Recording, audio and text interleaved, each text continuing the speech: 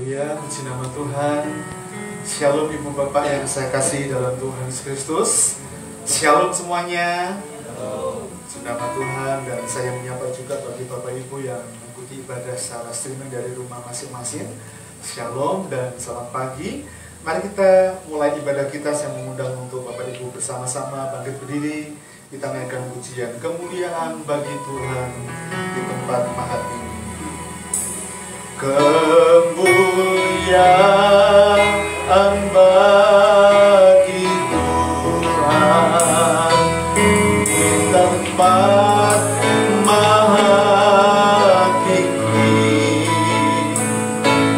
Kau Raja diagungkan dan dipuji.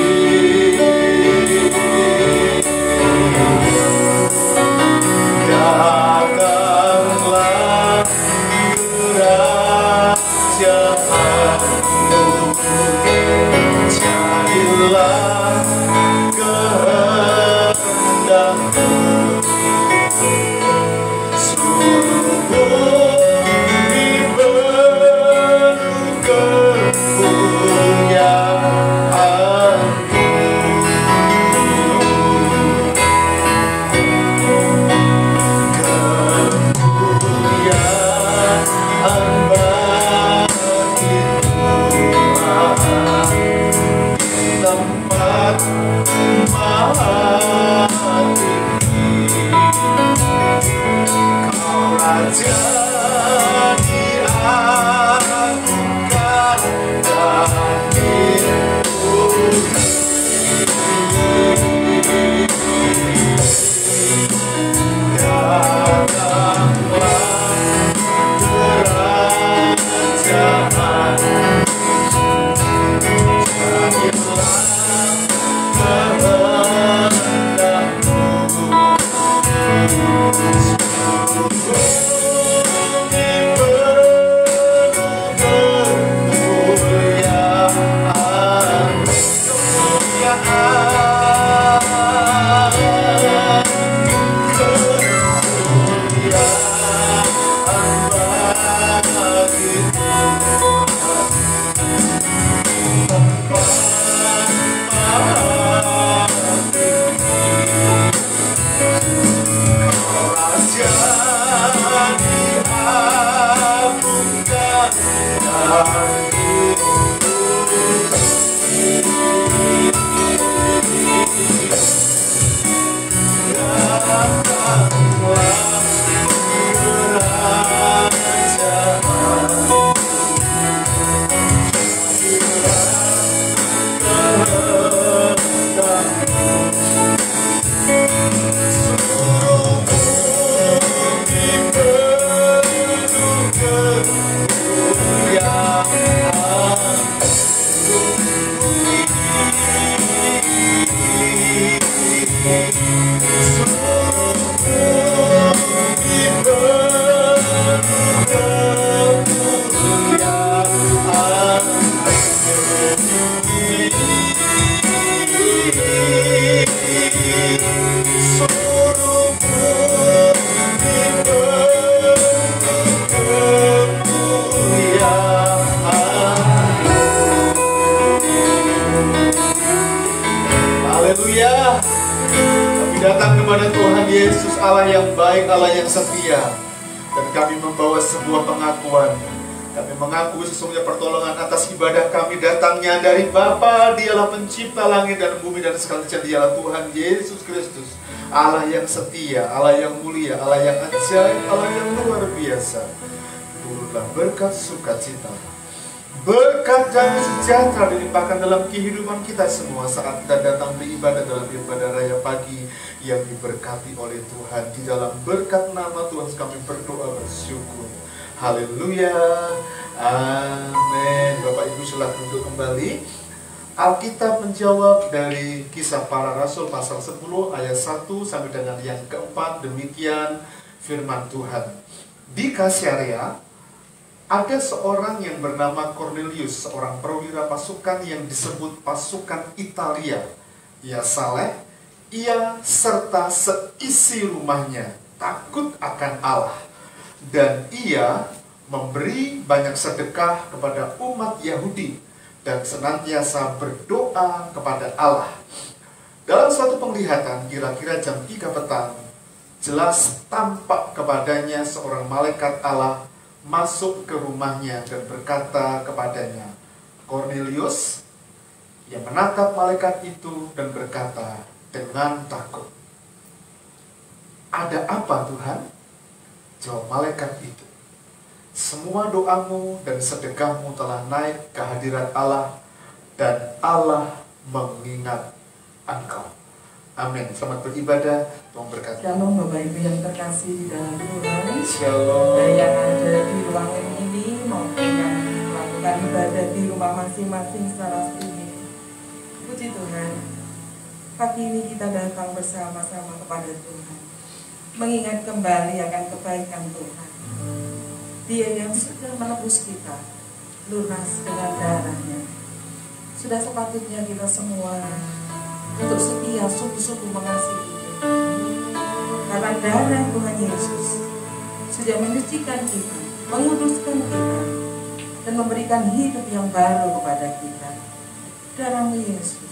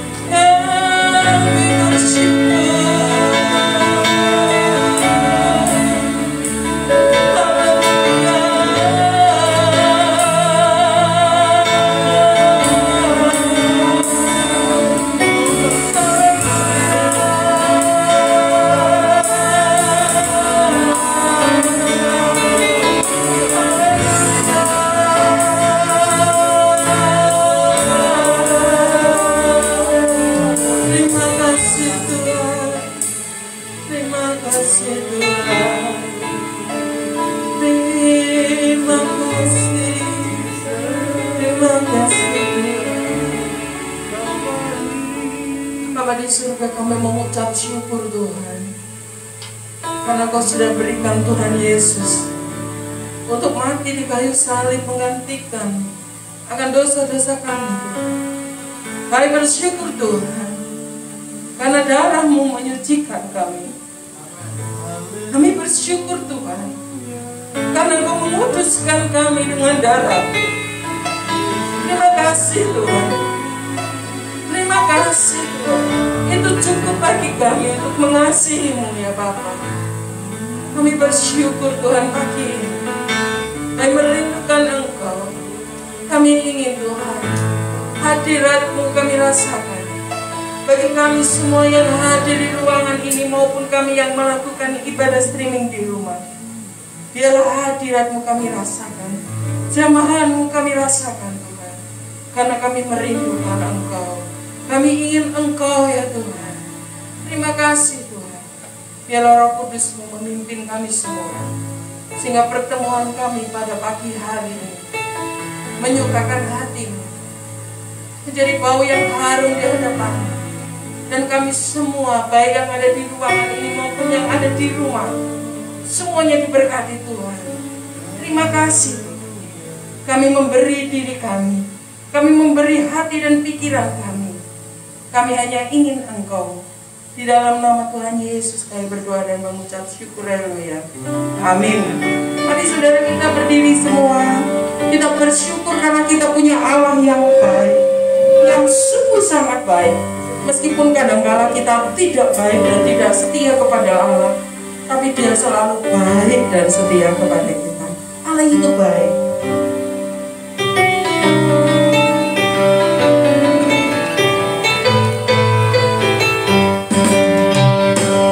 Yang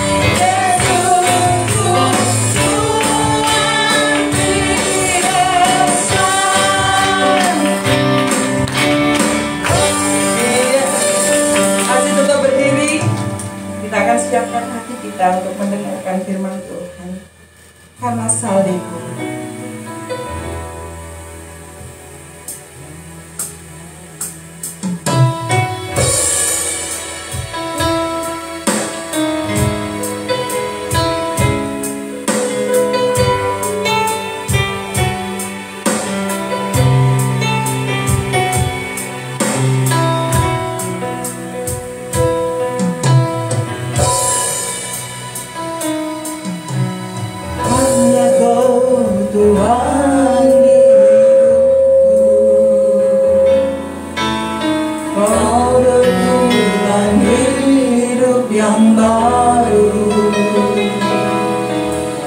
Darahmu menyucikan, pulihkan hatiku. Ku nyatakan tolak segalanya. Engkaulah sumber pengharapan, kuasa-Mu sanggup menyembuhkan. Jiwaku pun berserah hanya kepadamu, Yesus, Kaulah segalanya. Karena salib-Mu ku hidup, karena salib-Mu ku menang. Engkau yang berkuasa, sanggup untuk melakukan mujizat-Mu. Karena salib-Mu ku hidup, karena salib-Mu ku menang. Engkau yang berkuasa, sanggup untuk melakukan mujizat-Mu di hidupku.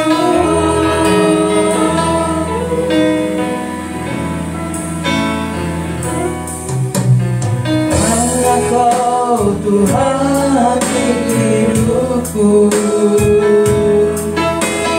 Kau berikan hidup yang baru. Darah-Mu menyucikan, pulihkan hatiku. Ku nyatakan Kaulah segalanya. Engkaulah sumber pengharapan, kuasa-Mu sanggup menyembuhkan. Jiwaku pun berserah hanya kepadamu, Yesus, Kaulah segalanya. Karena salib-Mu ku hidup, karena salib-Mu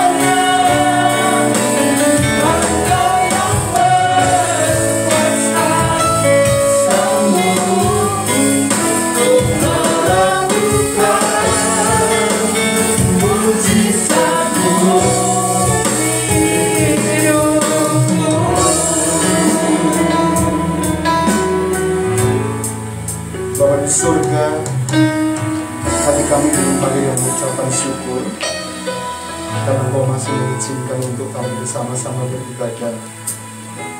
Terima kasih untuk kehadiran Tuhan yang boleh melawat kami, menyapa kami pada pagi ini Tuhan. Kami boleh merasakan kehadiran Tuhan saat kami memuji menyembah Tuhan. Lebih dari itu Tuhan, kami mengizinkan untuk terus lanjutkan karya-Mu yang ajaib di dalam kehidupan kami. Sehingga saat kami mendengar firman Tuhan yang adalah pesan Tuhan untuk kami hidupi dan kami jalan dalam kehidupan kami mohon kemampuan ilahi mengurapi kami semua. Hamba-Mu yang menyampaikan, bahkan seluruh umat Tuhan, jemaat teknisi yang Engkau kasihi, mereka yang beribadah dari rumah mereka masing-masing pun pengurapan yang sama mengurapi kami semua dengan semua sarana yang kami gunakan untuk beribadah. Kami mohon Kau menguduskan dengan kuasa-Mu. Hadirlah dalam persekutuan kami pagi ini Tuhan. Lebih dari itu kami juga akan sambut berkat perjamuan kudus. Kami akan bersekutu dengan tubuh dan darah Kristus. Tuhan, layakkan kami. Bapa, layakkan kami. Terima kasih Tuhan Yesus. Anugerah-Mu melimpah, berkat-Mu melimpah atas kehidupan kami. Kami sambut kebenaran firman-Mu pada pagi ini dengan ucapan syukur di dalam nama Tuhan Yesus. Kami berdoa bersyukur. Haleluya. Amin. Silakan duduk Ibu Bapak yang saya kasihi dalam Tuhan Yesus Kristus. Puji nama Tuhan. Shalom semuanya. Ya, puji Tuhan, Bapak Ibu Saudara yang dikasihi Tuhan. Senang sekali bisa beribadah kembali, beribadah dalam ibadah raya pada pagi ini. Bapak Ibu yang dikasihi Tuhan, pagi ini saya mengajak untuk kembali belajar khotbah di bukit yang merupakan seri khotbah di bukit dari pergumulan sejak awal gereja kita. Saya meletakkan dasar pelayanan supaya kita semua sungguh-sungguh menjadi orang Kristen yang mengerti, memahami bagaimana kehendak Allah dalam kehidupan kita.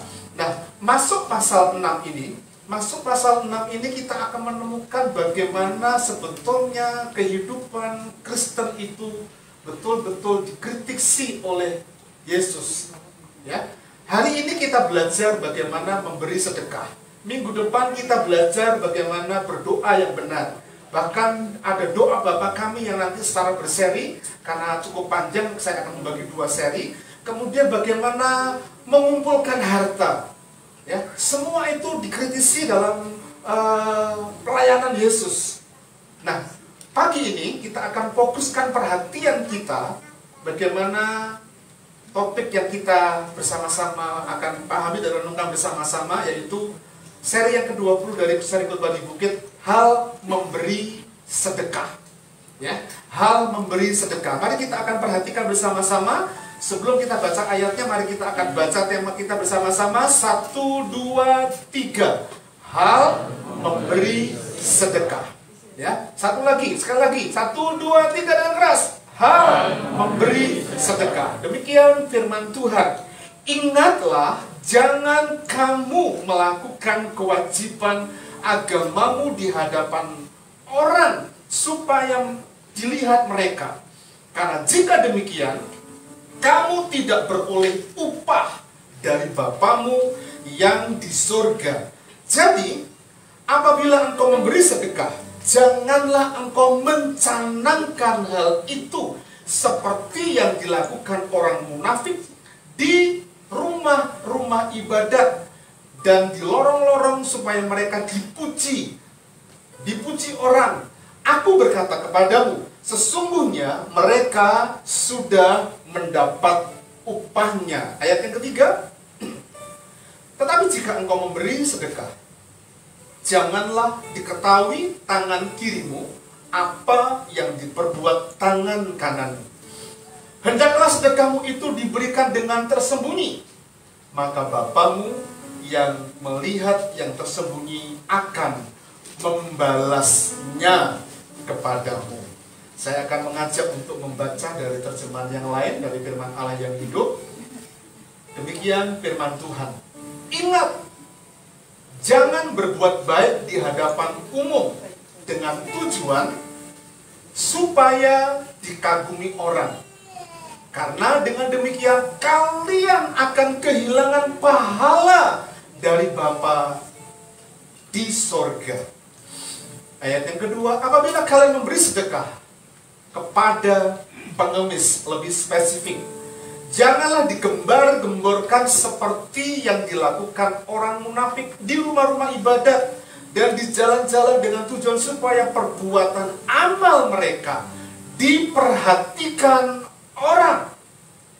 Dengan sesungguhnya kukatakan bahwa hanya itulah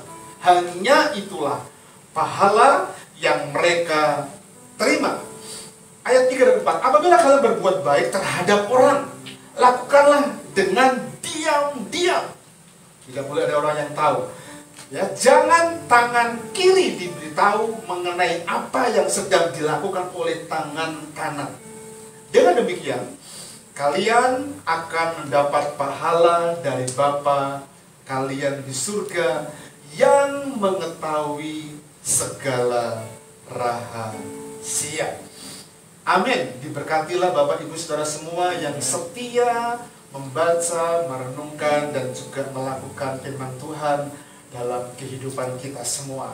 Sebelum kita akan bahas ayat-ayat tadi, saya akan mengajak Bapak Ibu melihat sejenak, mereview ulang dari khotbah di Bukit Seri yang ke-19 yang kemarin saya beri judul Kasihilah Musuhmu. Ini adalah seri terakhir dari pasal 5 kitab Injil Matius, ya, maksudnya pasal akhir, bukan seri terakhir, pasal akhir dari kitab Injil Matius tentang ini, kasihilah musuhmu. Kemarin saya memberikan kepada Bapak Ibu semua ada beberapa poin untuk kita perhatikan. Mengasihi musuh itu bukan sekedar perasaan, tapi sebuah keputusan. Jika Kristus mengasihi kita oleh karena perasaan, maka dia tidak akan pernah menjadi korban sempurna di atas kayu salib. Karena dia memutuskan bahwa mengasihi kita dengan sungguh-sungguh, apapun resikonya dia tanggung, termasuk mati di atas kayu salib. Nah, hendaknya demikian juga kita belajar bahwa ketika mengasihi musuh itu bukan sekedar perasaan, tapi ada sebuah keputusan, tekad, apapun resikonya. Ya. Yang kedua, saya menyampaikan kemarin, mengasihi musuh itu meneladani apa yang dilakukan oleh Tuhan Yesus Kristus sejak ketika dia memulai pelayanan, bahkan sampai di akhir penghujung kematiannya, ketika prajurit mencambuk dia, menusuk dia, memaku dia dan sebagainya. Dia katakan, Bapa, kasihanilah mereka sebab mereka tidak tahu apa yang mereka perbuat, ya. Kemudian saya menyampaikan juga dengan mengapa kita perlu mengasihi musuh. Ada beberapa hal yang saya sampaikan kemarin. Yang pertama adalah supaya kita punya kebahagiaan, ada rasa plong, tidak ada ganjalan satu dengan yang lain, ya. Apalagi kalau yang memusuhi itu adalah orang dekat kita, orang yang ada dalam komunitas kita, orang yang pernah dalam komunitas kita. Kita perlu bereskan supaya ada plong, tidak ada ganjalan, tapi kita akan menikmati kebahagiaan. Dan ketika kita mengasihi musuh kita, alasan yang kedua adalah untuk membuktikan bahwa kita semua adalah anak-anak Allah, anak-anak Bapa di surga. Sebab anak-anak Allah itu berbeda karakter, sikap hidupnya dengan mereka yang ada di dunia. Dan kita perlu tunjukkan, buktikan kepada dunia bahwa kita adalah anak-anak Allah yang memiliki sikap hidup yang berbeda dengan dunia. Yang terakhir saya menyampaikan kemarin, mengapa kita harus mengasihi musuh. Yang ketiga, kita perlu menunjukkan bahwa kehidupan kita itu lebih baik dibandingkan apa? Memungut cukai, ya. Karena teks-teks itu terambil lahir dari kebenaran secara tekstual. Tidak saya dapat dan kemudian saya tafsirkan begitu rupa, tapi memang dapat dari teks yang muncul dari kebenaran Alkitab. Nah, Bapak Ibu Saudara yang dikasihi Tuhan, nah mengenai sedekah, mari kita perhatikan. Sekali lagi saya mau sampaikan kepada Bapak Ibu Saudara semua, pasal 6 kitab Injil Matius ini adalah merupakan kritik bagi kehidupan orang percaya. Nah, kalau itu kritik, maka ketika kita mendengar, kita perlu refleksi. Apakah kehidupan kita itu sungguh-sungguh sesuai dengan kehendak Allah? Kalau hari ini memberi sedekah, apakah sedekah yang kita berikan itu sebetulnya sesuai dengan kehendak Allah? Kalau besok ketika kita belajar hal berdoa, apakah berdoa kita itu sesuai dengan kehendak Allah? Kalau hari Minggu yang akan datang kita mengumpulkan harta, apakah ketika kita mengumpulkan harta itu sesuai dengan kehendak Allah dalam kehidupan kita? Termasuk Matius pasal yang ke-6 itu diakhiri dengan sebuah perikop panjang tentang hal kekhawatiran. Itu merupakan kritik.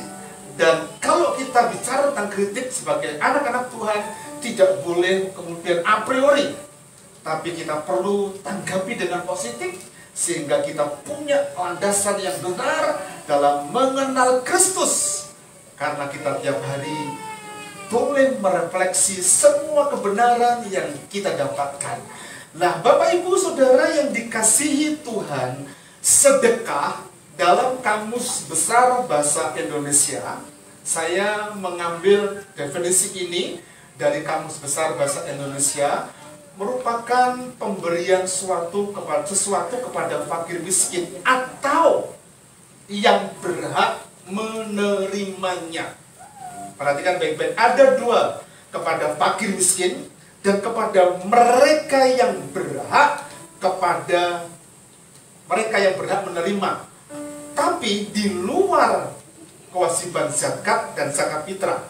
Ini karena konteks mayoritas, maka muncul Kamus Besar seperti itu. Ada kata zakat, kita nggak mengenal itu, tapi kita bisa mengambil itu karena zakat itu adalah kewajiban bagi mereka, 2,5%.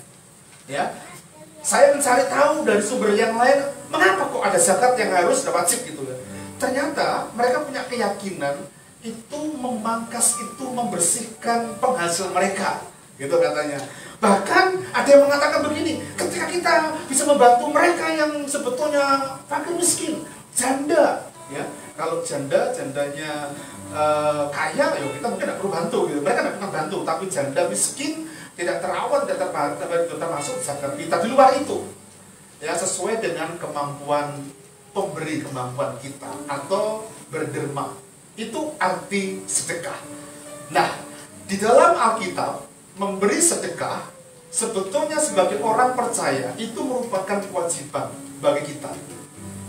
Merupakan kewajiban bagi kita. Nah, mari kita cari tahu lebih dalam apa itu sedekah. Sekalipun itu kewajiban, tapi sedekah bukan persembahan, bukan juga persepuluhan. Karena ketika kita memberikan persembahan dan kita menganggap itu sedekah, maka yang kita berikan adalah sedekah semampu kita dalam pengertian pawehi orang bilang, gitu ya, mengerti maksud saya. Tapi persembahan itu, coba perhatikan baik-baik, janda miskin dan orang kaya. Mengapa Tuhan mengatakan dari semua orang yang ada dalam ibadah ini, janda inilah yang paling besar memberikan persembahannya, padahal hanya 2 peser. 2 peser itu uang yang paling kecil, 1 peser itu paling kecil dari budaya Yahudi waktu itu. Tapi ada orang-orang kaya yang memberikan persembahan. Kalau janda miskin itu dibeli kotak karena di kota. Tapi orang persembahan itu pak kedebuk gitu, karena kandel gitu, kopnya karena banyak gitu. Tapi mengapa Tuhan mengatakan begitu? Kalau sedekah hanya diumpamakan sebagai persembahan, itu bukan.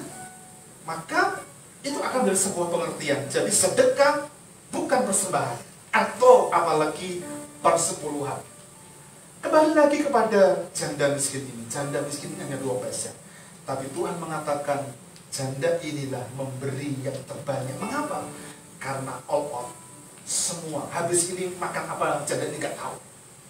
Tapi orang kaya ini masih ada deposito, masih ada macam-macam dan sebagainya. Sehingga Yesus mengatakan janda ini 2 peser paling banyak. Padahal itu bagian dari jumlah sedekah yang kadangkala. Yang menjadi persoalan adalah kalau ada anak-anak Tuhan memberi persembahan dan kita melakukannya sebagai sebuah sedekah, tidak masuk jumlah, tapi ketika kita memberikan dengan hati, memberikan dengan cinta, saya meyakini tidak ada sesuatu yang sia-sia yang sedang kita tampung. Saya mau izin nanti di akhir khotbah saya akan sedikit kesaksian dari keluarga Mbak Slamet, ya, Bu, Ibu, jangan ngantuk dong, Bu. Saya mohon izin nanti akan memberi contoh bagian real yang saya dapat dan saya ketahui tentang ini. Ya, kita akan lanjut dulu. Nanti kalau diingatkan kapan Pak Ian cerita gitu, karena seringkali kalau udah lewat lupa. Oke, mau dicil ya Mbak? Mau dicil ya? Oke ya? Oh, boleh enggak Pak? Ya. Ya kalau dari sini tak ceritakan. Oke, Bapak Ibu sudah dikasih Tuhan, ayat 1 kan mengatakan begini, ingatlah jangan kamu melakukan kewajiban agamamu. Ingat jangan berbuat baik di hadapan umum katanya. Di hadapan orang supaya dilihat mereka. Karena jika demikian kamu tidak beroleh upah dari Bapamu yang di sorga.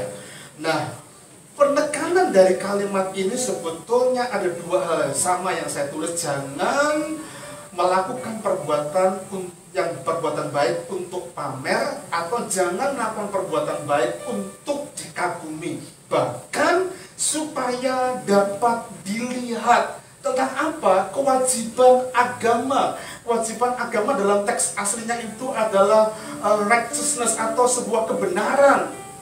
Kalau kebenaran, kebaikan, melakukan hal yang baik, semua kalau tujuan dan motivasinya supaya orang kagum dengan kita, maka itu yang menjadi kritik Yesus bagi kekristenan pada waktu itu. Ya, tidak boleh. Ya, supaya dapat dilihat. Dalam teks Yunaninya itu dikatakan theatena. Mari kita ucapkan sama-sama. 2, 3. Theatena. Theatena itu memiliki pengertian to be seen, untuk dilihat. Nah, dari kata theatena itu muncul kata teater. Ya, kata teater itu muncul dari ini. Berasal dari kata Yunani theatena, bukan ada ing-nya. Ing-nya itu tambahan dari kelengkapan teks Yunani gitu ya. Jadi kalau itu adalah kata teater muncul dari kata theatena, maka sebetulnya kita perlu waspadai. Kita nggak boleh menjadikan dunia kita sebuah teater, tempat pertunjukan untuk memamerkan semua kebaikan kita supaya dikagumi oleh orang lain.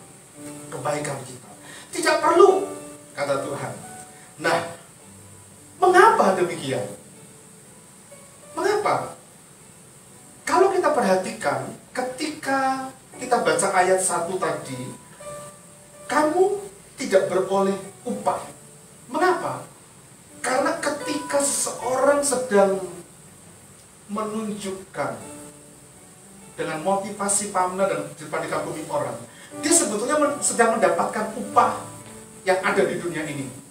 Maka sebetulnya kalau dunia modern sekarang ini dengan semua hal yang bisa dibuat dan menghasilkan uang, padahal itu hanya ngomong jadi YouTuber dia aja kasih uang. Oh iya loh, ngomongnya itu coba Bapak Ibu kalau menjadi follower YouTuber yang gena itu apa sih gitu, nggak ada manfaatnya, tapi followernya banyak dan menghasilkan uang gitu ya. Berbeda dengan teman kita satu nih, sudah berusaha banget, tapi kok baru belum mencapai 1000 gitu ya. Saya berharap teman-teman di RBC supaya menjadi subscriber dari jemaat RBC. Saya kaget karena kemarin 2 minggu yang lalu masih 48. Kemarin saya lihat ada 55 orang. Jadi mungkin Jason belum subscribe, Pak Budi juga tidak pernah buka YouTube gitu ya. Ayo, ya.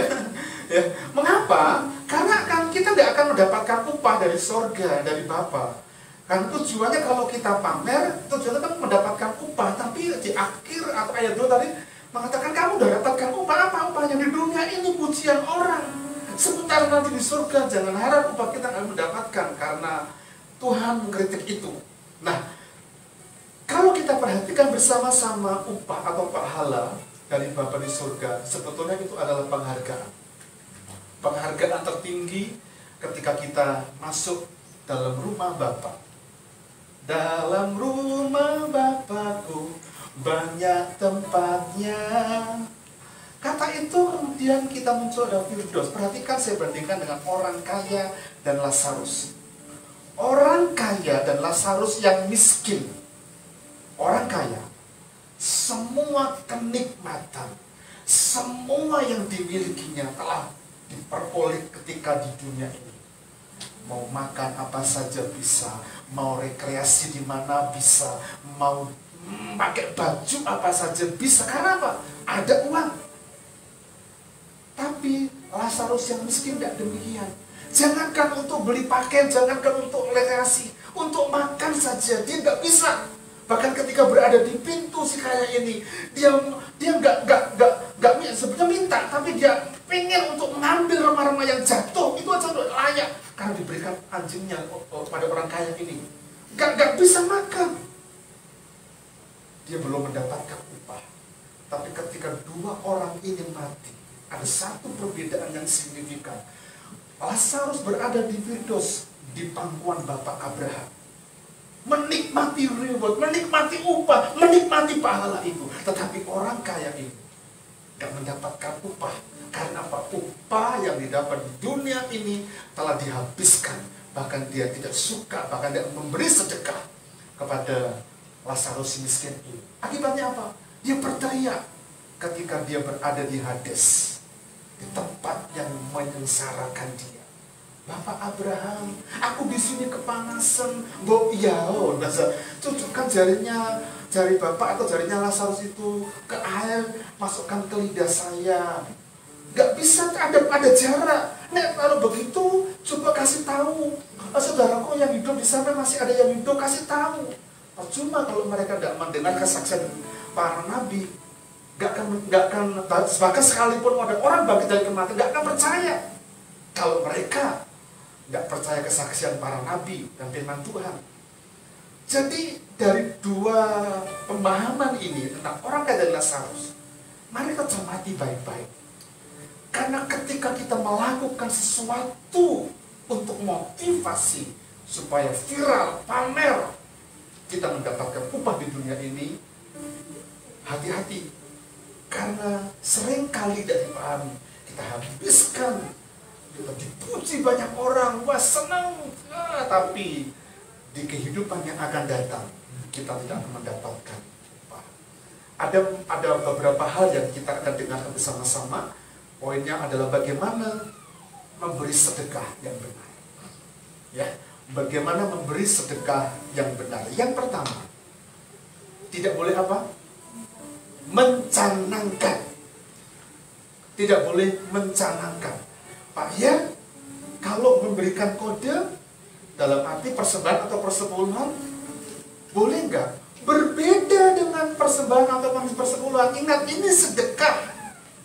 Sesuatu perbuatan baik yang kita lakukan untuk orang lain. Sedekah itu bisa merupakan harta, keuangan, tapi bisa barang, bisa apa saja. Untuk siapa? Fakir miskin dan orang yang berhak menerimanya. Kalau saya mau sedekah dengan Pak Kris, karena Pak Kris berhak menerimanya, saya tidak akan pikirkan kebutuhan apa yang dia punya.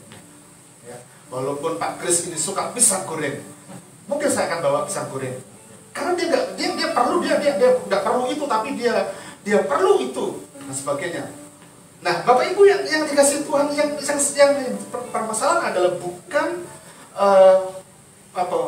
mencanangkan karena persoalan enggak, tapi perbuatan baik yang adalah sedekah yang tidak perlu dicanangkan. Jelas ayatnya, janganlah engkau mencanangkan hal itu.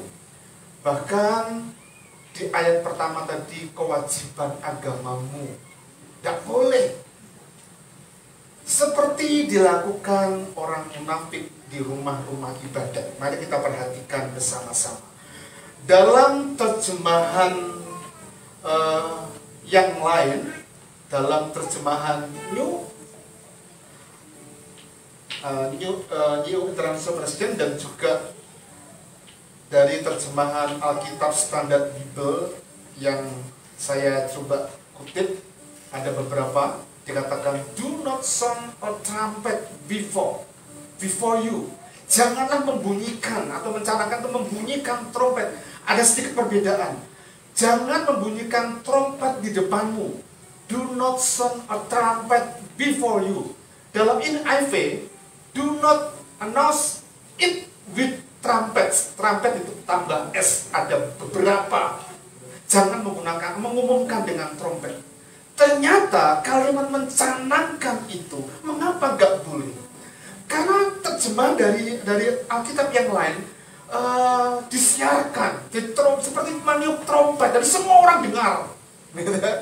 Jadi kalau saya tiup trompet di sini, bukan hanya untuk orang di ruangan sini, di luar sana pun akan tahu apa yang saya lakukan. Nah, sebetulnya memberi sedekah ketika mencanangkan itu sama dengan kita berteriak di depan semua orang, sama halnya seperti membunyikan trompet.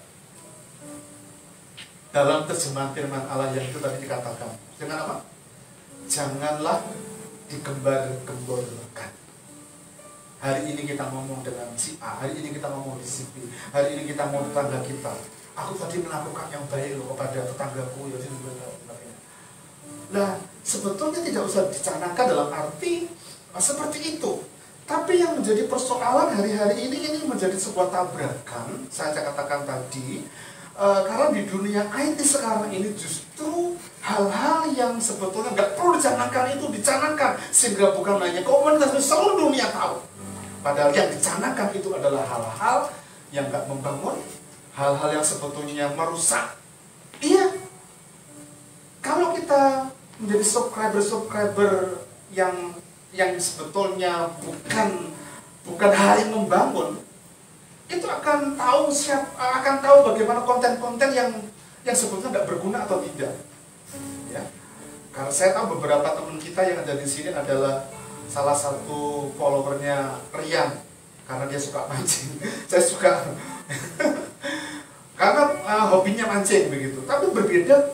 Tapi kalau di sini ada sesuatu dicanangkan supaya aku mendapatkan uang, mendapatkan penghasilan. Tidak salah. Maka saya katakan ini bertabrakan. Tapi dalam hal memberi sedekah, kalau kita lakukan sebagai anak-anak Tuhan, do not sound a trumpet before you. Janganlah membunyikan trompet di depanmu, di depan semua orang.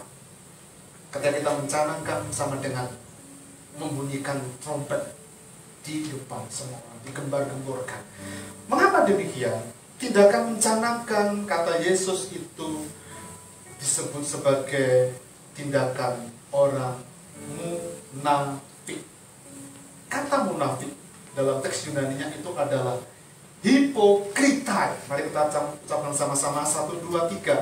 Hipokritai. Hipokritai, hipokrit ya, bahasa dasar, kalimat dasarnya memiliki pengertian adalah seorang aktor atau pemain sandiwara.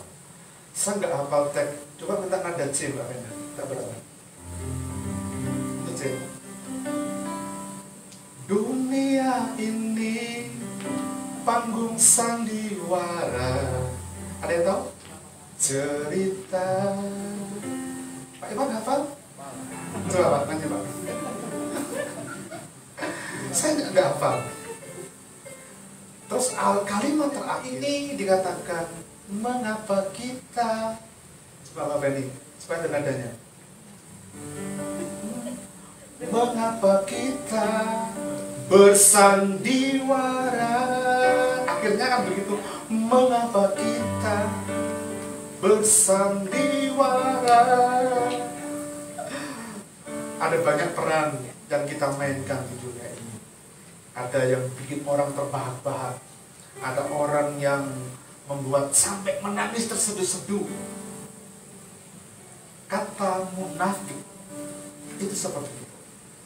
Anda ketika melihat ke depan, ketika mendapatkan sebuah tontonan khotbah karena Anda anak Tuhan, jangan keburu mengatakan, wah pendeta itu hebat, rapi. Karena apa? Sebetulnya panggung ini tempat untuk bersandiwara. Makanya perlu tahu siapa yang khotbah di sini. Ke depan, kalau pengurus izinkan, siapapun pengkhotbah di sini harus tahu profilnya. Yes, profilnya yang paling signifikan adalah yang pertama, dia harus lulusan teologi. Kalau lulusan teologi yang abal-abal, membahayakan. Serius ya, dunia ini panggung sandiwara. Ada banyak peran, dan Tuhan kritik itu. Orang yang mencanangkan ketika memberikan sedekah itu seperti aktor seperti pemain sandiwara. Ya, Cik Tirsa itu seorang aktris loh. Oh iya, dia totalitas dengan keuangan yang dimilikinya untuk hobinya. Sekarang sih enggak, karena sudah menikah sama Efra. Ya, iya, saya tahu. Untuk apa? Totalitas, padahal dia untuk uang. Saya tanya kok pinter ya artis acting begitu. Padahal actingnya itu kadang-kala salah, diedit lagi gitu ya. Makanya ketika saya jadi peran Pak Ben di novel dia, saya mau. Ya, saya mau karena memang peran yang saya perankan itu seorang pendeta. Ya, Pak Ben ketemu dengan Sakura konsultasi, ya Pak Ben itu adalah pendeta gitu. Dan itu yang terjadi. Sandiwara supaya menyenangkan banyak orang, ditonton banyak orang.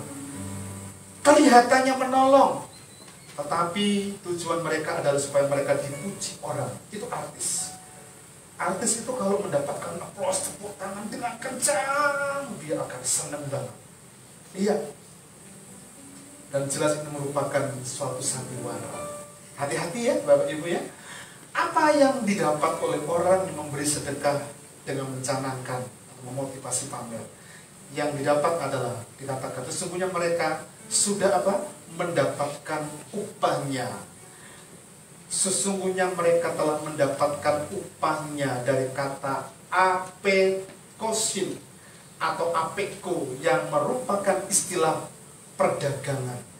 Jadi sudah tidak lagi DP, ada down payment, tapi dibayar lunas. Istilah perdagangan itu. Jadi nggak akan mendapatkan bayaran lagi, atau nggak mendapatkan upah lagi, nggak mendapatkan reward lagi, nggak mendapatkan upah lagi. Dalam terjemahan NASB, ya, New Alkitab Standard Bible dikatakan they have their reward in full. Mereka mendapatkan pahala mereka sepenuhnya. Di mana? Di dunia ini. Siapa yang muji?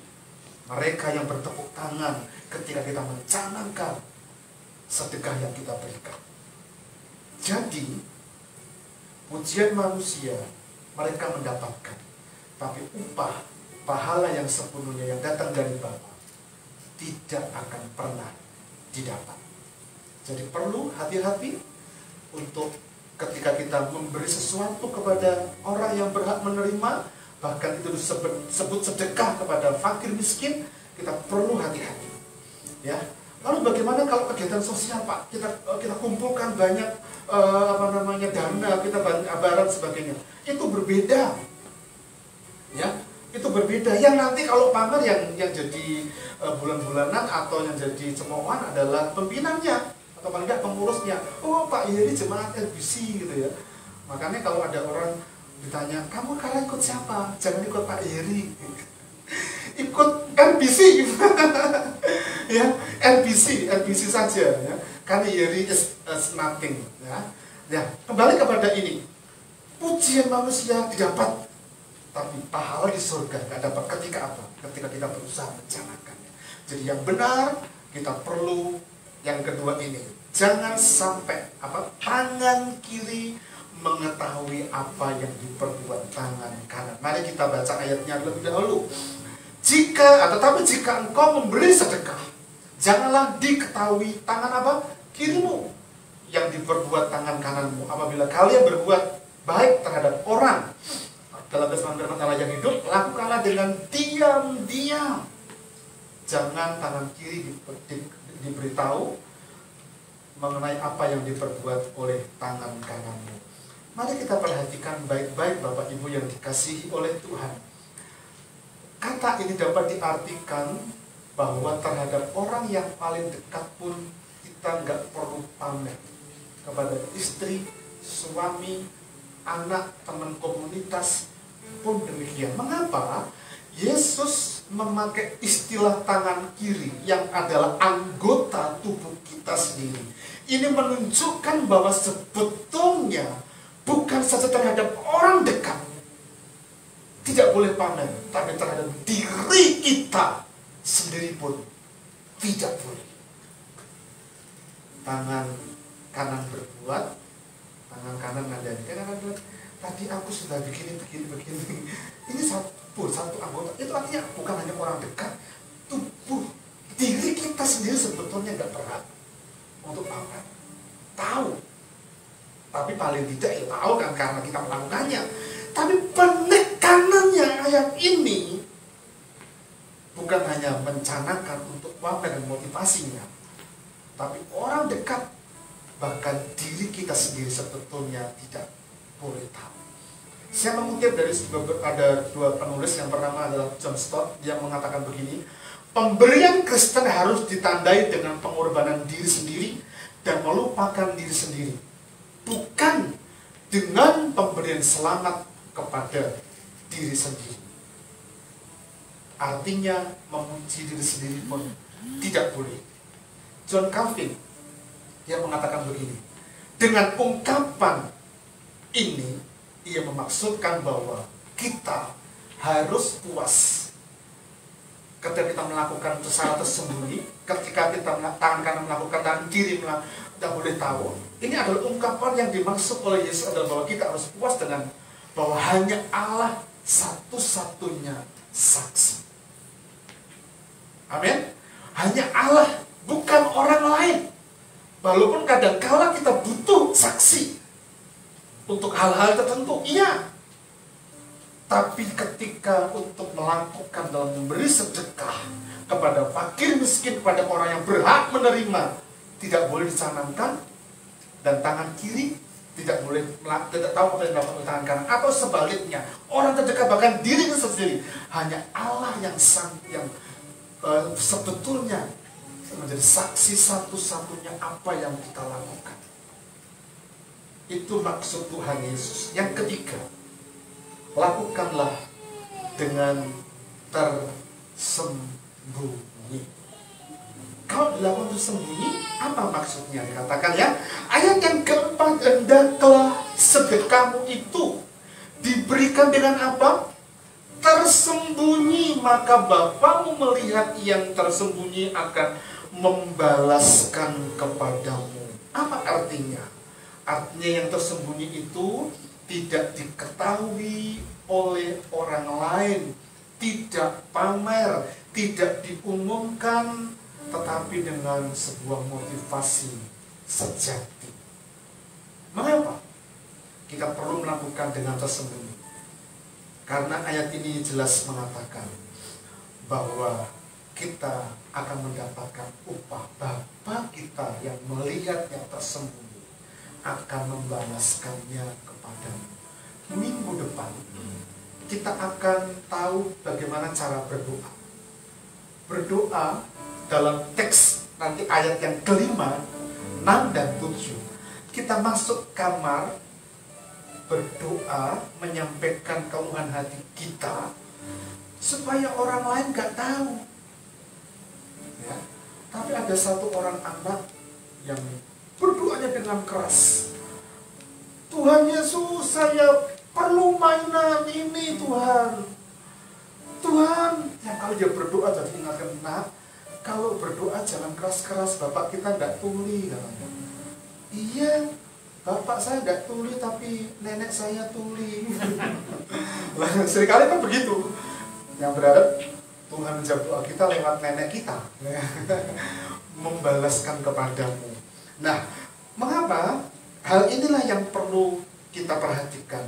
Kita akan mendapatkan reward, kita mendapatkan upah atau pahala dari Allah yang bisa diberikan, yang berarti surga. Tetapi bukan hanya itu. Sebuah kepuasan, kelegaan, damai sejahtera, sukacita dan kesehatan yang melebihi dari semua yang sebetulnya kita nggak pernah pikirkan hal itu ketika kita melakukannya dengan baik. Kita nggak umumkan, kita nggak canangkan dengan baik kepada orang supaya orang lain tahu. Kristen sejati memberikan sedekah bukan karena pahala. Sebelum saya baca ayat terakhir dari ayat ini, saya akan kembali kepada cerita yang saya sampaikan di awal tadi. Kalau sedekah itu sama dengan persembahan, sebetulnya kita menjadi sebuah koreksi. Saya katakan bahwa sedekah itu berbeda dengan persembahan dan persepuluhan. Karena Persepuluhan itu kewajiban. Dan saya tahu bahwa apa yang sedang dilakukan oleh Juru Selamat khususnya adalah sedang melakukan apa yang sebetulnya Allah kehendaki. Sampai hari ini saya sebetulnya gregetan kalau ada orang yang hutang gak bayar terhadap dia, tapi ben mas ben gak apa-apa, biarin saja. Oh iya, padahal di sana mereka itu jahat banget, ngomongnya orang enak gitu. Tapi ben gak apa-apa gitu. Tapi saya melihat, Bapak Ibu, saya menjadi saksi karena dari sejak saya muda sebelum menikah, saya menjadi saksi bagaimana perjalanan kehidupan Pak Selamat dan almarhum dan Ibu. Ya, kalau Tuhan berkati sampai dengan hari ini, karena memang keluarga ini betul-betul welcome dengan semua orang, terlebih pada hamba Tuhan. Bahkan orang-orang yang berbuat jahat sekalipun. Nah bayangkan, bah rumahmu tak bangun ya, ini ada kusen, minta uangnya. Ternyata kusennya itu fiktif, nggak ada. Uangnya di mana? Sampai hari ini, sampai orangnya mati loh, nggak ketemu gitu, nggak balik uangnya. Uangnya di mana? Nggak tahu. Tapi hari ini saya melihat kemurahan Tuhan dinyatakan bukan saja kesehatan, tapi anak cucunya diberkati oleh Tuhan. Karena nggak lagi memikirkan padahal yang melakukan itu adalah orang jahat. Yes. Tapi kebaikan hatinya itu sebetulnya bentuk bagaimana dia memberikan sesuatu kepada Tuhan. Dan tidak sedikit loh Bapak Ibu, tidak sedikit. Kalau saya mungkin akan tak kejar. Ya Pak ya. Nah, udah kejar. Karena nggak ada maksud apa-apa sih ya. Tapi itu yang jelas. Tapi Kristen sejati memberi sedekah bukan karena mendapatkan pahala. Pahala itu dapat perkenangan. Di awal tadi saya membacakan ayat ini. Dalam sebuah penglihatan, kira-kira jam 3 petang, jelas tampak kepada malaikat yang datang kepada Cornelius. Cornelius itu kepala perwira di Kaisarea. Dia suka memberi sedekah kepada orang Yahudi, kepada orang miskin, dan dia suka berdoa. Dan ternyata Tuhan mendengar. Yang menatap malaikat itu dan dengan takut dia berkata, ada apa Tuhan? Dalam terjemahan, apa yang kau kehendaki, apa yang kau mau? Ya, dalam terjemahan yang lain, jawab malaikat itu, semua doamu, semua sedekahmu, itu bicara tentang apa? Ibadah. Telah naik ke hadirat Allah dan Allah mengingat engkau. Kalimat perhatikan, mengingat engkau. Kalau Tuhan mengingat kita, nggak melupakan kita, itu yang istimewa.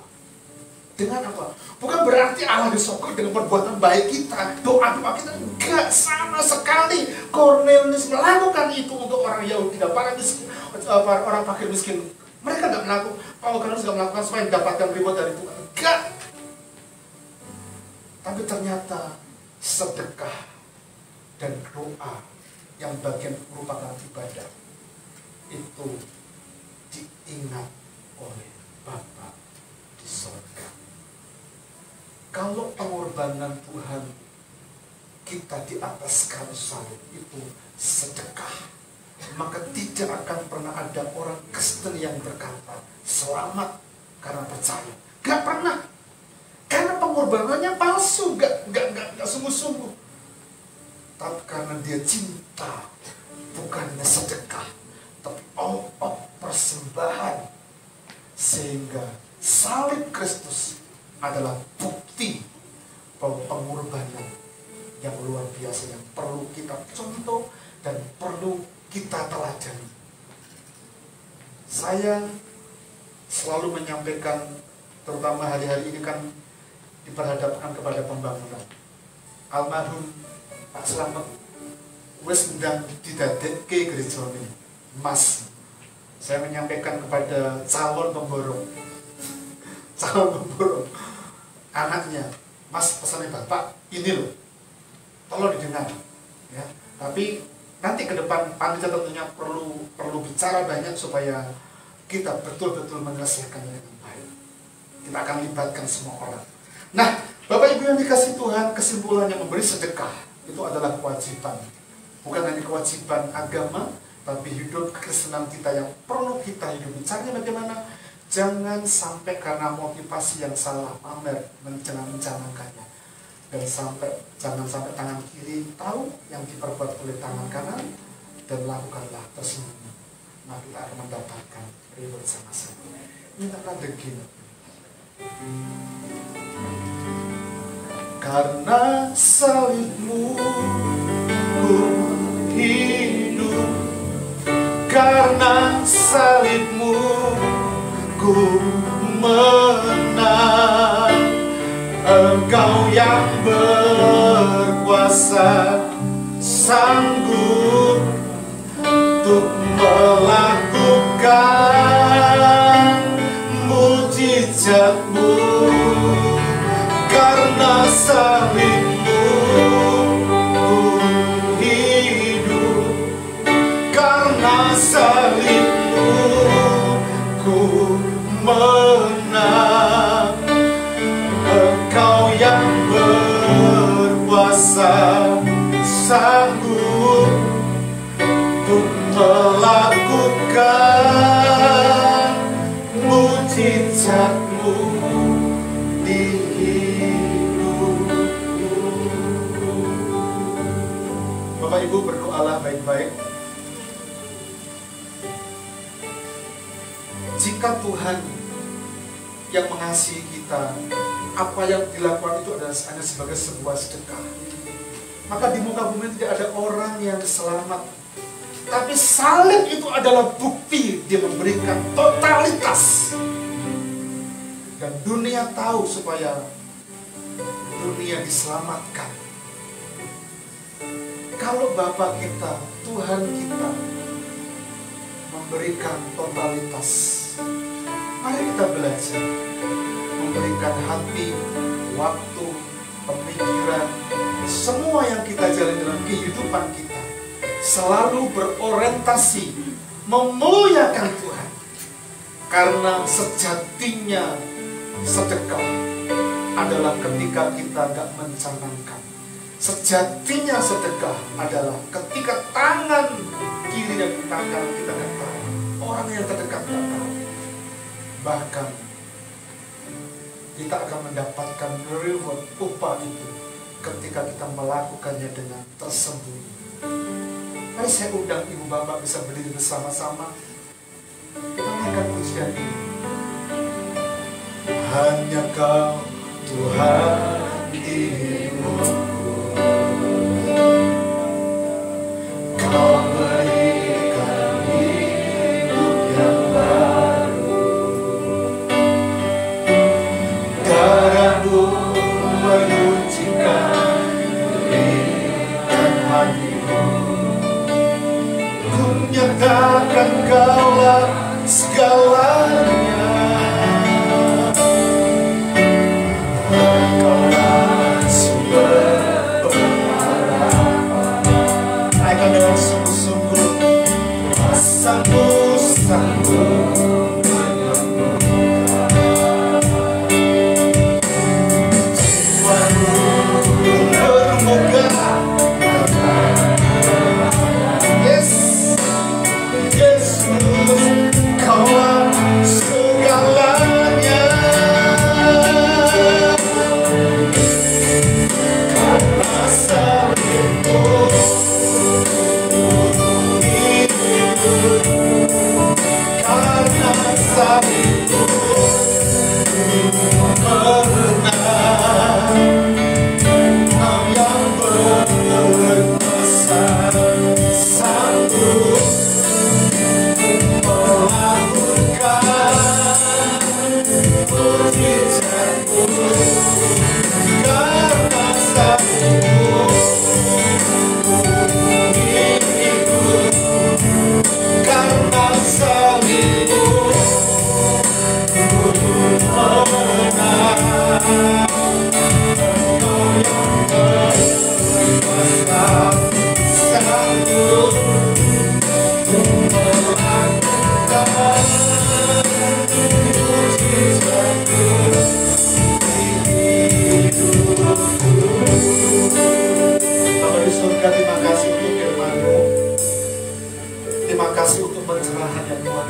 kepada kami. Terima kasih Tuhan Yesus untuk anugerah yang besar. Kami siapkan kehidupan kami, hati kami untuk terima perjamuan kudus pagi ini. Demi nama Tuhan kami berdoa bersyukur.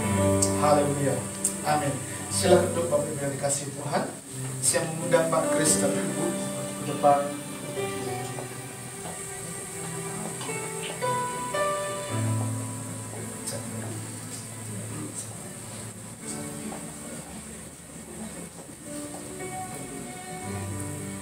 Bapak Ibu Saudara yang dikasihi Tuhan, mari kita siapkan hati kita, hidup kita supaya perjamuan kudus pada pagi ini jadi berkat buat kita semua.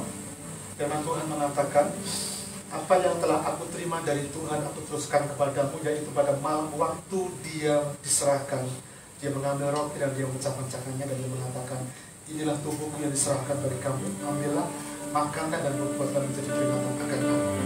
Kemudian dia mengambil cawan dan dia mengatakan, inilah cawan perjanjian baru yang dimeteraikan oleh darahku. Ambillah, minumlah dan perbuatlah menjadi peringatan akan aku. Silakan dibagikan kepada jemaat Tuhan. Karena salibmu ku hidup, karena salibmu ku menang. Engkau yang berkuasa sanggup untuk melakukan mujizatmu untuk hidupku.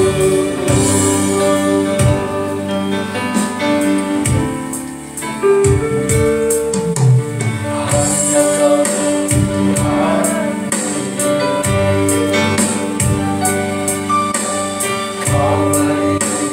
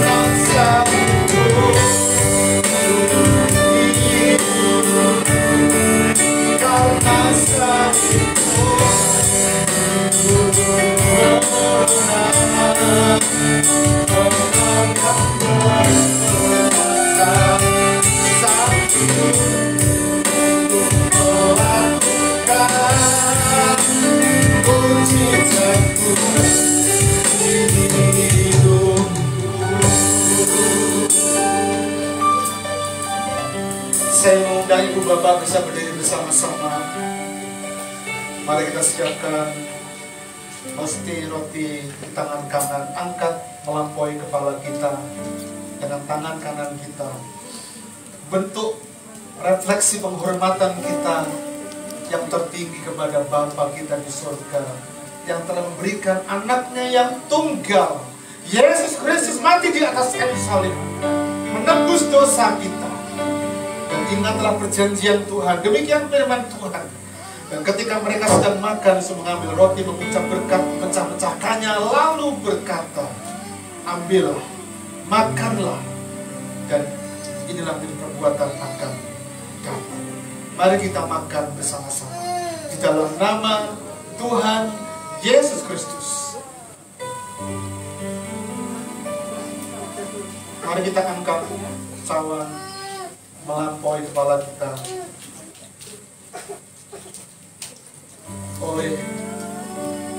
salib Kristus kita selamat, dan darahnya yang tercurah di atas Kalvari sanggup menyucikan segala dosa dan pelanggaran kita menjadi putih seperti bulu domba, menjadi putih seperti salju. Demikianlah cintanya kepada kita, umat yang dikasihi Tuhan. Dengarkanlah firman Tuhan.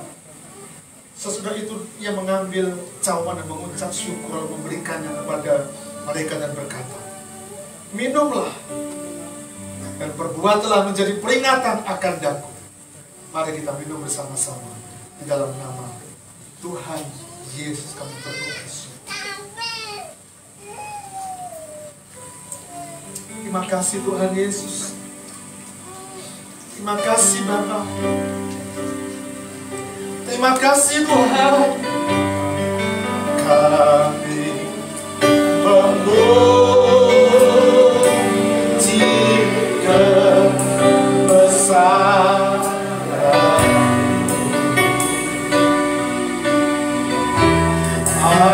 ajaib Tuhan.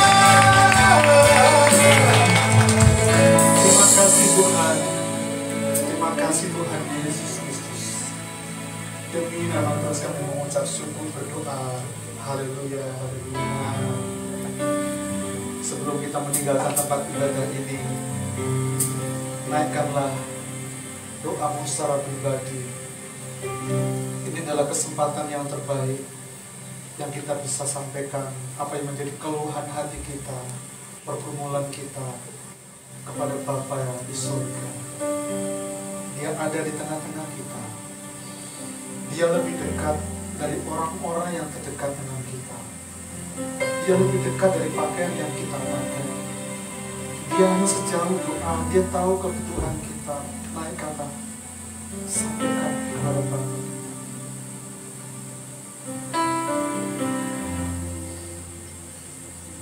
Kami datang kepadamu pagi ini Tuhan Yesus. Di akhir ibadah ini kami mengucap syukur karena Engkau menyertai memberkati jalannya ibadah dari awal sampai akhirnya. Seluruh pelayan Tuhan Engkau pakai dengan luar biasa dan berkat pengurapan yang baru ada pada kami semua. Umat Tuhan, jemaat Tuhan yang dengan setia membawa diri mereka beribadah kepada Tuhan. Engkau pun sanggup menggenapi rencana-Mu dalam kehidupan mereka satu persatu Tuhan. pergumulan, tantangan, persoalan mengenai pekerjaan, usaha, rumah tangga, hidup ekonomi, keuangan yang ada. Kami serahkan semuanya ke dalam tangan Engkau, sebab Engkau yang empunya kehidupan kami. Di kondisi keadaan yang tidak mudah hari ini, Tuhan, ajar kami untuk bergantung penuh kepada Tuhan dan mengandalkan Engkau. Tolong kami Tuhan Yesus, mampukan kami Tuhan. Bahkan bersama-sama secara korporat dengan seluruh keluarga besar umat Tuhan jemaat RBC, di pundak kami ada beban yang kami perlu bawa tiap hari kepada Tuhan. Kerinduan kami untuk punya tempat ibadah Tuhan. Terima kasih untuk Tanah Semarang Indah. Kami berdoa supaya Desember seperti janji notaris. Kami doakan proses balik nama itu akan selesai Tuhan. Sehingga semua ke depan untuk persiapan pembangunan dapat kami lalui oleh karena pertolongan Tuhan yang nyata di kehidupan kami umat-Mu yang Engkau kasih. Baik itu untuk perizinan, untuk awal yang KRK dan sebagainya, sampai ketika peletakan batu pertama, dimulainya pembangunan tahap 1, tahap 2, kami doakan supaya Tuhan menolong, turut bekerja di dalamnya. Kami sangat yakin Tuhan, kalau Tuhan menyertai di hari-hari di mana kami bawa di RBC ini Tuhan, dan Engkau menyertai memberkati rumah tangga kami, pelayanan kami, pekerjaan kami sampai dengan hari ini, itu berkat kemurahan yang besar yang kami syukuri Tuhan. Karena itu kami tidak takut, sebab Engkau adalah Allah yang Maha Kuasa. Engkau Yehova Jireh Tuhan, Engkau yang menyediakan bagi kami. Kami percaya itu Tuhan. Karena itu pagi ini kami bawa dalam doa untuk seluruh panitia pembangunan. Berkati mereka, pakai mereka, beri hikmat, beri marifat. Semua keputusan yang diambil oleh mereka selalu berorientasi dalam sebuah kebersamaan dan menyenangkan Tuhan. Bapa, terima kasih Tuhan. Terima kasih untuk keuangan yang Tuhan limpahkan dari proyek pembangunan ini. Kami percaya Tuhan menolong, Tuhan campur tangan. Terpujilah Engkau Bapa yang sempurna, Bapa yang baik. Berkati pelayan-pelayan Tuhan yang terlibat dalam pelayanan pagi ini. Berkati kepengurusan jemaat RBC yang Engkau kasihi. Berkati kami semuanya Tuhan. Anak-anak kami, sekolah mereka, kuliah mereka. Tuhan menolong, Tuhan campur tangan. Kami sangat yakin Tuhan, berkat Allah itu melimpah dalam kehidupan kami. Terima kasih Tuhan Yesus. Terima kasih Engkau Bapa yang sempurna, Bapa yang baik. Bapak jemaat yang dikasihi Tuhan, angkatlah hatimu kepada Bapa di surga, angkatlah kedua belah tanganmu. Dia Bapa yang baik, dia Bapa sumber berkat. Pandang dia dengan mata iman kita, memandang bahwa dia adalah Allah yang luar biasa, Allah yang mengasihi kita. Dia Bapa yang akan mendekat kehidupan kita dengan kasih kuasa yang ajaib dalam kehidupan kita. Dan pulanglah Engkau membawa berkat Allah, berkat yang datang dari Bapa dan dari Tuhan Yesus, serta persekutuan dalam Allah Roh Kudus yang senantiasa memberikan berkat kepada kita semua. Tuhan memberkati engkau dan melindungi engkau. Tuhan menghadapkan wajahnya yang kudus kepadamu dan seraya memberikan berkat sukacita, berkat damai sejahtera dilimpahkan dalam kehidupan kita semua. Engkau akan menjadi kepala dan bukan ekor. Dan engkau akan mengalami progres naik dalam berkat Tuhan. Tidak akan mengalami turun, tapi akan mengalami progres naik. Bahkan engkau akan diberkati oleh Tuhan senantiasa. Seperti pohon yang ditanam di tepi aliran air yang akan terus menghasilkan buah. Demikianlah hidupmu diberkati oleh Tuhan. Dari sejak pagi ini, besok bahkan sampai kepada Maranatha, Tuhan datang menjemput kita semua. Di dalam berkat nama Tuhan kami berdoa bersyukur. Haleluya. Amin.